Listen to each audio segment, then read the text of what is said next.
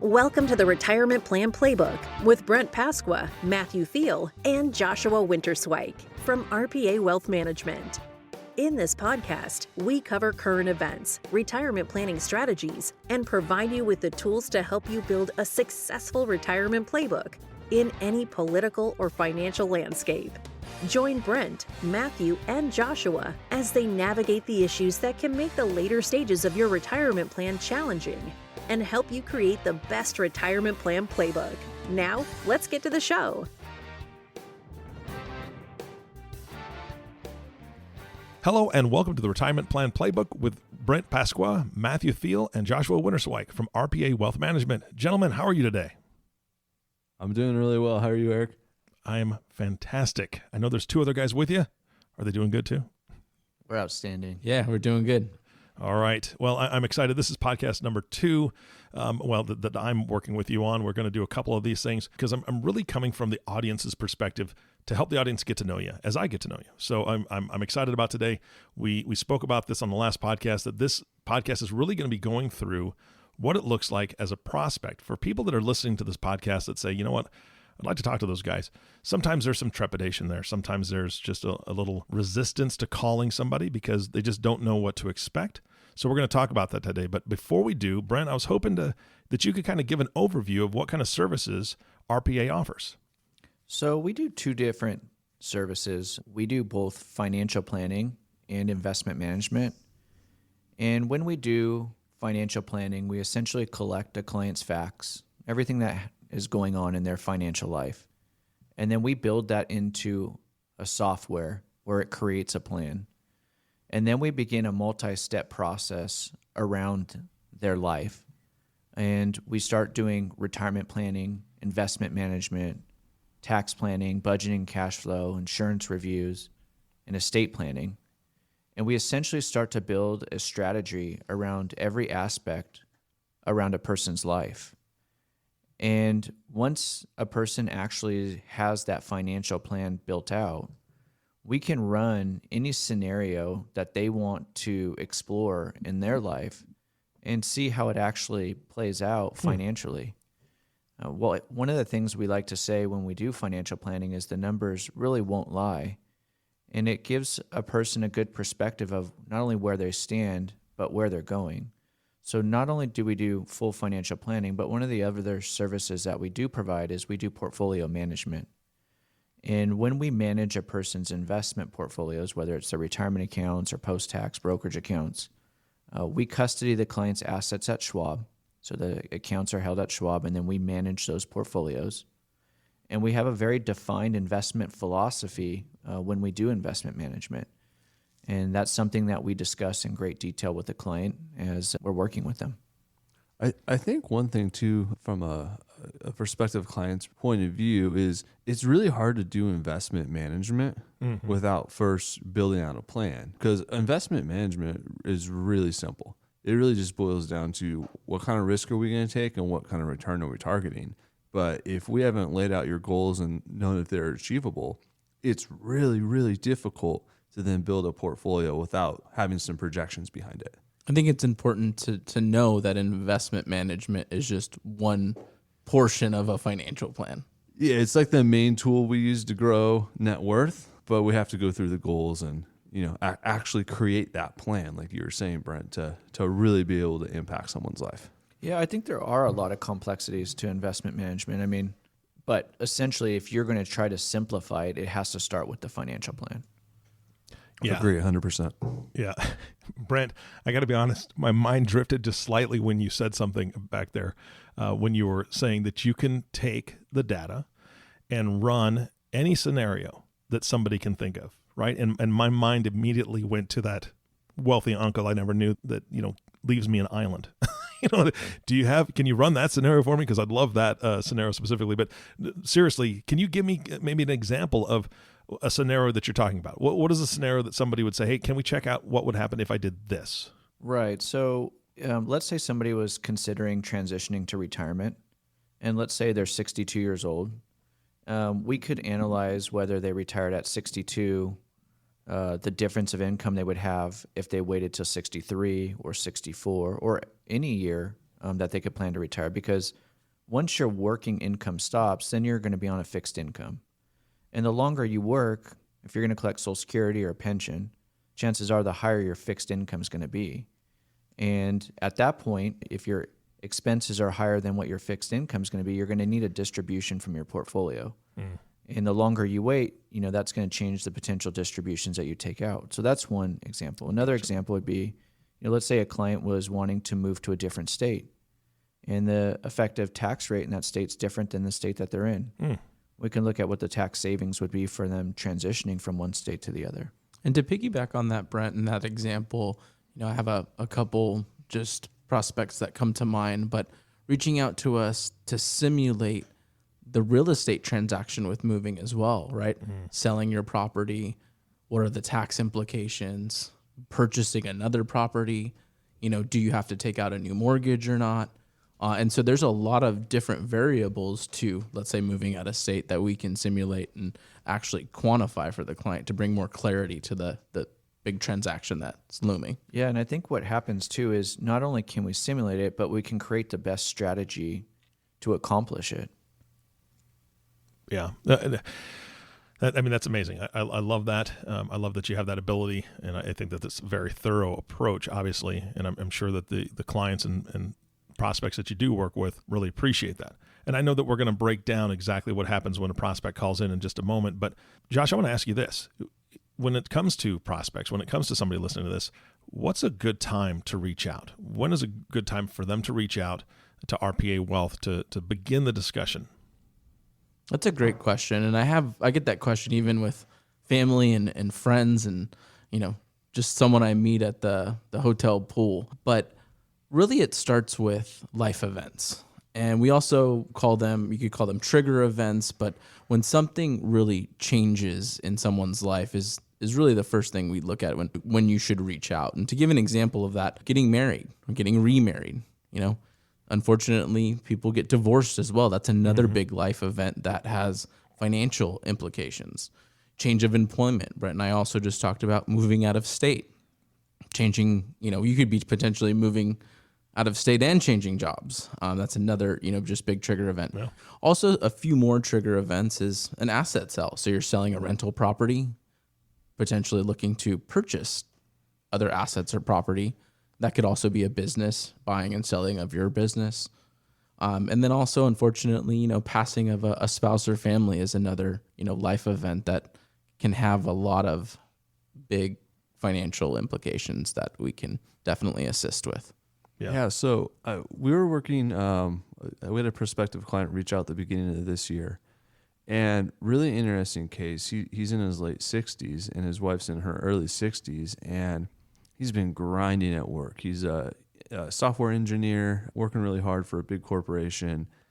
And we started working with him and we started running some analysis. And what we found was that he could have collected Social Security so much earlier and his wife could have had a benefit.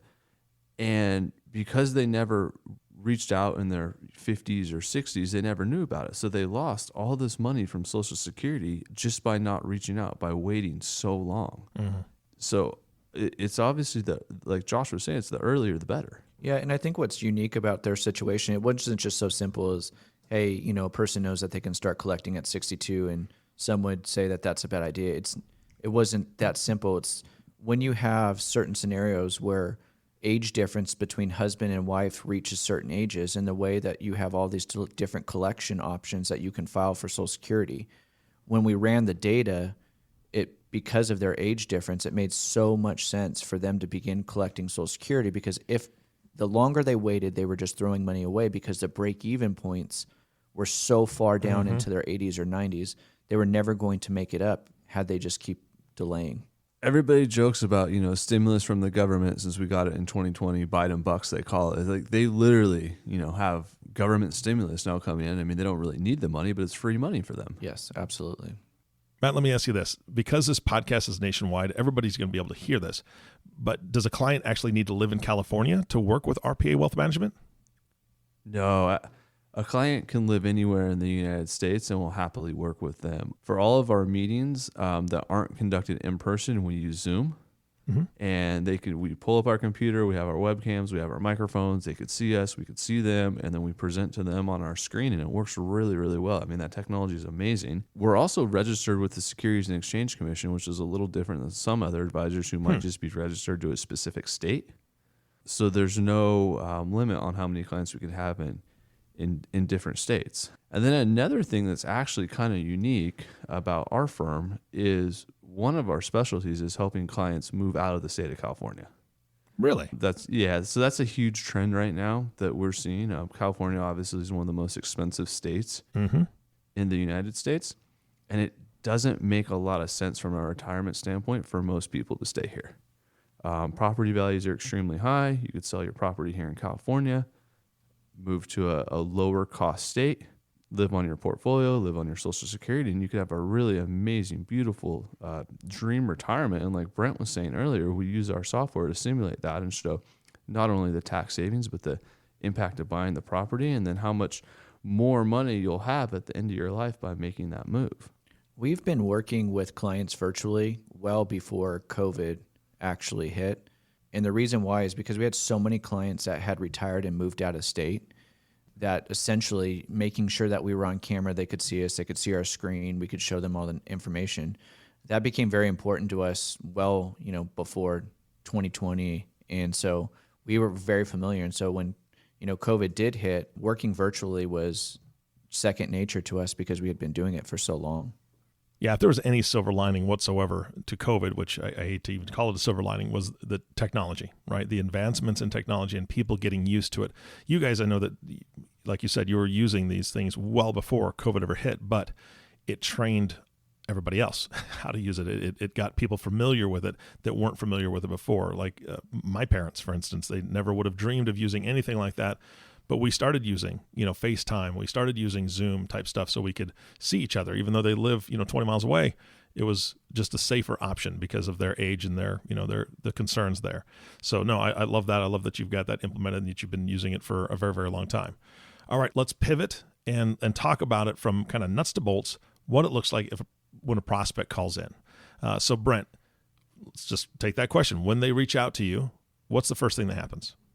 So the first thing that we do is we will schedule a call with them, and we'll schedule a 30-minute call. And during that 30-minute call, we'll essentially just learn about their situation and what made them reach out. We'll get a better idea of what some of their financial facts look like, but we'll also spend a lot of time with them discussing what their financial goals are and what they really just want to accomplish. And like we had talked about earlier, sometimes it's a triggering event. So we'll understand what that triggering event was and discuss some of the things that will actually, what's keeping them up at night. And then we'll discuss and learn a little bit more about their finances just to get a better idea of what their situation looks like. And then at the end, we'll tell them a little bit about what our process is, the services we do, both financial planning and investment management. And then once we do that, if they're interested in a second meeting, then what we'll do is we'll create a scope of work.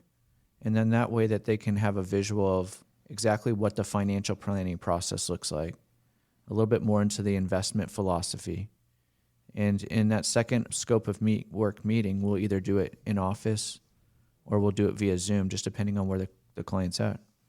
And I think it's important, too, to discuss the three different ways that people do reach out to us, right?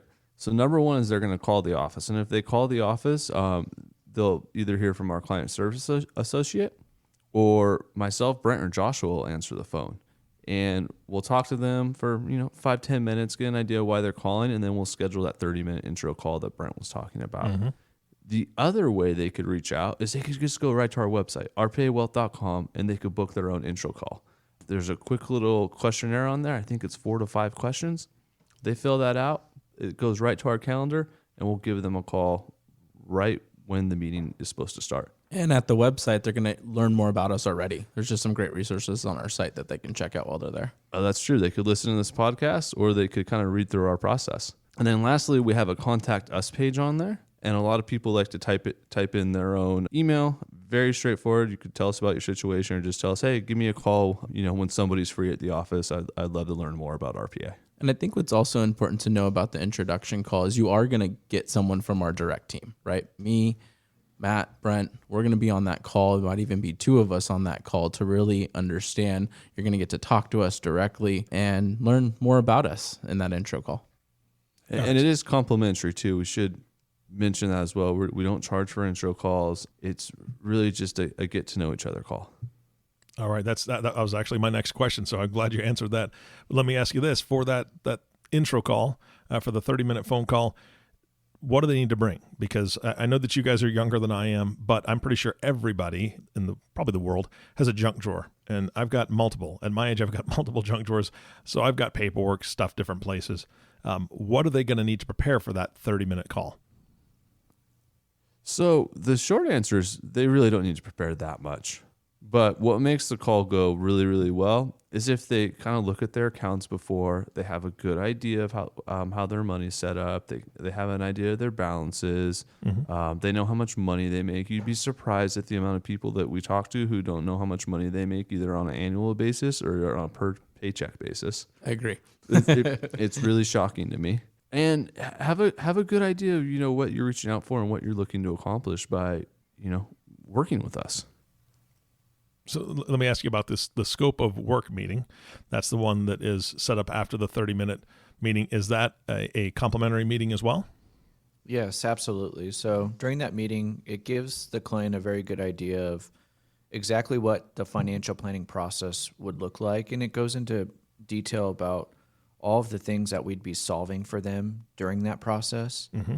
And it goes into detail about discussing more about what their goals are and showing them how that financial process is about solving what they want. It's not a process that's just directed towards exactly what we want to solve. We're there to solve what they want to solve also. I think what's important about that second meeting too is after the introduction call, we discuss kind of what we feel are those key planning areas for the clients. So there's some thought that goes into that scope of work, and it's tailored to the client. And so when you're going into that second meeting, us as advisors really have a good idea of what we think you would most benefit from the financial planning. Mm-hmm. But it's also collaborative, right? We're open with the client to create this scope of work for them to really providing the clarity that they're looking for. Yeah, I think those key plan areas are huge. Let's just take a typical retiree. Somebody who's like, hey, can I retire? Well, your first key plan area is literally, can you retire? Does it work? Like, do the numbers work? Then we start getting a little more granular. How do we optimize Social Security? Should you downsize your home? What happens if inflation remains elevated like it is right now as we're recording? How do you structure your investments to maximize the amount of income you can have in retirement? These are all those key plan areas that we start to drill down with our clients. We had a client recently, a new client that we just started working with, reach out, and he was exhausted from working. I mean, it was wearing on him. He had been ready to retire. He looked awful. Yeah, he'd been retired. He'd wanted to retire for years. Yeah. And he came in and he said, I just need to know, can I retire? And I need to go through this process to figure that out. And within 4 weeks of us beginning the planning process, he had looked at the numbers. We had discussed in detail the data. He had put in his letter for retirement. 2 weeks later, he was retired after that. Jeez. 2 weeks after that, his house was on the market. And 2 weeks later, he had a new house in another state where he is now very, very happy. You guys are shaking things up. Man, that is a fantastic story. I love that. I know that you guys have been doing this for a very long time. I love the stories. Tell me another. Who else have you had come in as a prospect that kind of maybe got that surprise, or maybe they had a surprise that they didn't necessarily like, didn't work out as well, but at least they came away with a plan? Well, I have a story about a client that we helped, and it was really regarding a property that had really grown in value. It was an investment property, and the client had other goals than just to own a really high dollar investment property. Family was growing, wealth was growing, and we were able to actually run strategies and scenarios to sell the property and actually exchange the property through a 1031 exchange. Now, getting a little technical here, but without the confidence of understanding, again, the variables with the transaction costs and how an exchange works, that client potentially might not have made that transaction, right? But by doing that transaction, by exchanging one investment property for another, being able to purchase an upgraded primary residence. We were able to answer those questions and give them the confidence they needed to move forward. I mean, it really impacted their life in a positive way. And I think the only way to really do that effectively and to give a client confidence of that is to be able to have the financial plan built out, run the multiple scenarios of keeping versus selling or exchanging, and then looking at the data and numbers and making a decision about, ultimately what makes them the happiest in life. Right. And, I always think of it, we're going to be that think partner with you as well. So not only are we running the data and the numbers and developing the plan, but someone to also discuss this with you, having an open conversation about the way you feel and what are those goals. Because sometimes, even myself, having conversations even with you guys helps clarify some of the future. And I think that that's very impactful. I think the most rewarding thing and fulfilling thing about what we do is just seeing the things that people go and do that makes their life so much better that sometimes they never thought they would be able to do, whether it's trips or freeing up money so that they can live more comfortable or just relieving their financial stress. But going through these times where they've never felt like they could do certain things and seeing them accomplish it and just be happy doing it. There's nothing more rewarding in life than really watching that happen. Absolutely. I agree. Well, I want to go back to what the first story that you told about the gentleman that came in that, he was rough, right? He'd been working a lot and he just didn't know that he could retire. I'm assuming that is a lot of people's stories because in the media, we, for better or for worse, in the media, we hear that people are living longer. And we know that that's true. Technology has changed. Medical sciences have changed. So people are living longer. And I think there's an underlying fear that, I'm just going to run out of money or I'm not going to have enough to retire. How often are you guys seeing that when you have prospects come in where they just are so unsure and it's a fear issue? It's so common. And a lot of people, I think that really fits if you have a pessimistic personality and they'll say, hey, I don't have enough money to retire. The calculator on Fidelity or on ADP says I can't retire yet. Yeah. Says I need X, Y, or Z. And the truth of the matter is those are very simple calculators on the 401k plan that you're looking at. And if you're using that to base your retirement, that's a big mistake. Financial engines? Yeah, financial engines like Google. It's just a software program, right? And even Google too. Like you need to sit with a professional who's actually seen people retire, who actually knows what it takes to have someone retire. We've transitioned, I can't even tell you how many hundreds of clients from working to retirement. And I've yet to see one client that we've successfully transitioned regret making that decision to retire or even run out of money. Even through bear markets. Right. Yeah. Man, that's fantastic. Guys, I appreciate your time today. I love the stories. I love hearing of the successes. On the next podcast, we're going to carry on from here. So the end of this podcast is really, you guys have had this meeting. Now it's decision time. And we're going to talk about what happens when somebody becomes a client and what that process looks like. Is that okay with you? Yes. Sounds great. Sounds good. And thank you guys so much for the information. It has been a pleasure today. Thank you. Thank you. You bet. And of course, our last thank you goes to you, the listening audience. Thank you so much for tuning in to the Retirement Plan Playbook podcast with Brent Pasqua, Matthew Theal, and Joshua Winterswyk. If you have not subscribed to the podcast yet, please click the subscribe now button below. This way, when the guys come out with a new podcast, it'll show up directly on your listening device. This makes it really easy to share these podcasts with your friends and family. Again, thanks for listening today. For everyone at RPA Wealth Management, this is Eric Johnson reminding you to live your best day every day. And we'll see you next time. Thank you for listening to the Retirement Plan Playbook. Click the following button to be notified when new episodes become available. To get in touch with our team, call us at 909-296-7977 or visit our website at www.rpawealth.com to schedule a complimentary consultation. The information covered and posted represents the views and opinions of the guest and does not necessarily represent the views or opinions of RPA Wealth Management. The content has been made available for informational and educational purposes only. The content is not intended to be a substitute for professional investing advice. Always seek the advice of your financial advisor or other qualified financial service provider with any questions you may have regarding your investment planning.